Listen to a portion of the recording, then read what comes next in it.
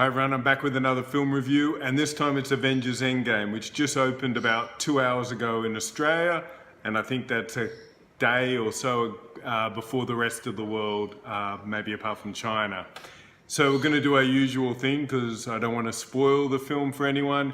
I'm going to tell you whether you should go see it, whether you should go see it in the cinema, and then I'll have a spoiler section right at the end. Although I won't have too much spoilers because I think this is just one of those films you just got to go and enjoy. The other thing I want to say up the front, there are no post-credit scenes. So it's 3 hours long. You want to get out of there. I know I did. This is a bladder bursting kind of film, and you know, it's pretty good that there are no post-credit scene there to watch. Although there is this weird sound, like a heavy metallic sound. It sounded to me like the sound from when Tony Stark was making the original armor in Iron Man 1, but I don't really know. Anyway, I'll be back in a second. We'll talk about this film. I think this is going to be one of my shortest reviews ever, and that's because this film is a unicorn amongst films. It's the 22nd film in an arc, and then it's the second of a two-parter to make it even more beyond criticism. If you're seeing this film, if you've seen any of the Marvel films, well then you're just going to go and see this film because you want to see how it all ends and what will happen to your favorite characters and how they're either going to be retired or set up for the next generation of Marvel films. So in that way it is, I sometimes talk about some of these films as being beyond criticism. This is beyond criticism. It's just ridiculous. But I will say this, I didn't think it was that great a film. I think the first hour is super slow.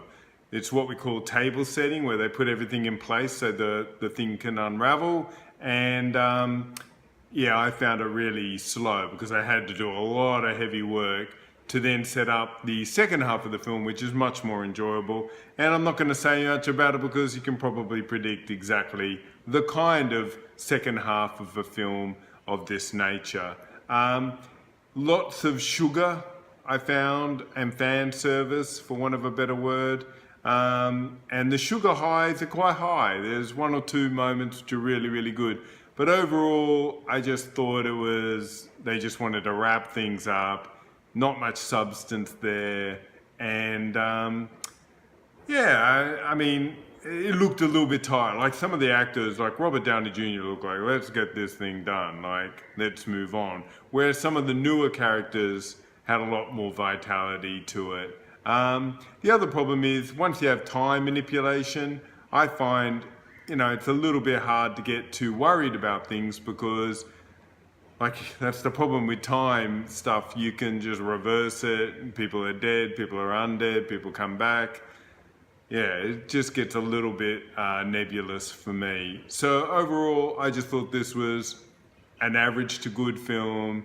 The ending is incredibly, you know, frenetic and, you know, lots of action. Some of the action sequences are great, but it just felt overstuffed. It's sometimes, you know, too much of a good thing is too much, and this film might be that kind of film. I'll come back in spoilers, but we'll just end this off pretty quick. Okay, bye.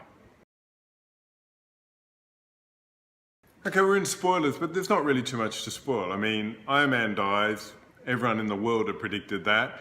Captain America doesn't die, which we also predicted, but he kind of does because he wraps up his story and he ages with Peggy Carter, and it's kind of a wistful, sweet ending for him, and then he passes on the torch.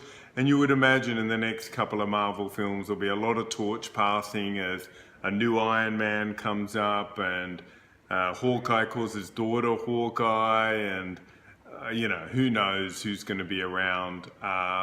The one stalwart, oh, well, there'll be a couple of stalwarts, but Peter Parker is the one who looks like he's going to be carrying, I think, a lot of this future film franchise going.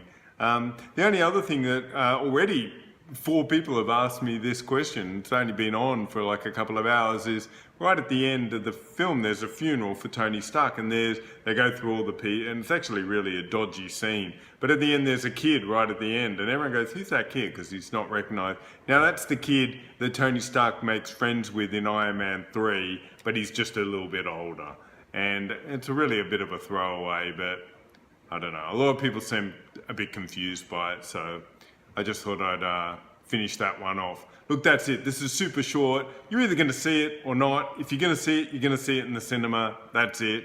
Look, if you like what I'm doing, hit like, subscribe.